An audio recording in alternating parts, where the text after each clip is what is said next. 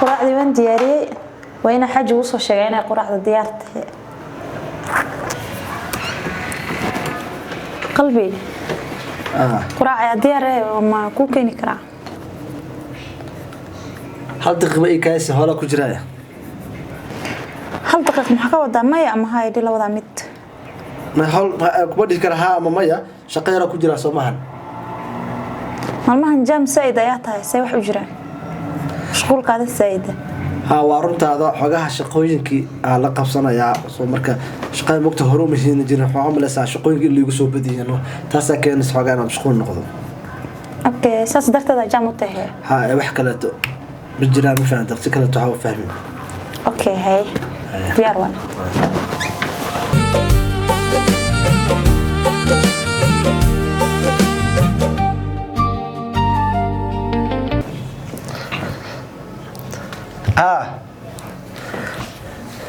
فريسو halkaada fadhiiso halkaada ku hadal haaniyo arintii wili uma sheegin waxa rabay marka la tanaya u sheego ka dhacsiya rabay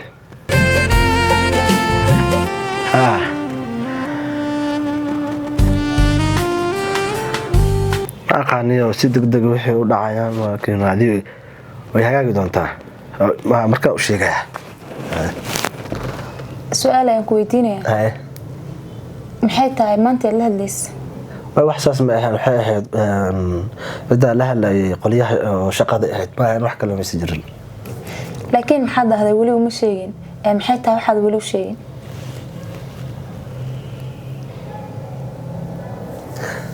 salmo hadda ma ahan laakiin waqtigeedii gaaraysaa laakiin hore waxaad igu tiri ma jiri doonto sir dambe aan ka qarin doono maxay tahay waxa qarqarmaysaa waa saxsantahay hore waa ku dhahay oo waa hadal oo sax ah saad ii sheegto hore waxaan ku dhahay sir dambe kaama qarin ma fahamtay laakiin waxa rabay markaan hubiyo arinka ay noqoto mid la hubiyo oo sax ah inaan ku sheego sidaas rabay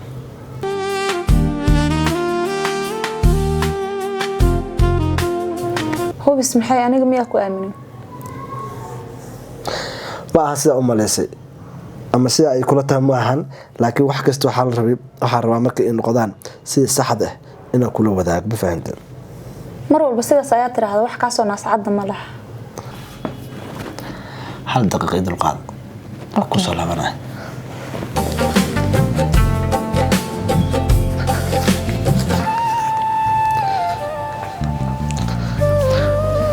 waxa ka qarinay سومرتين أوقاتت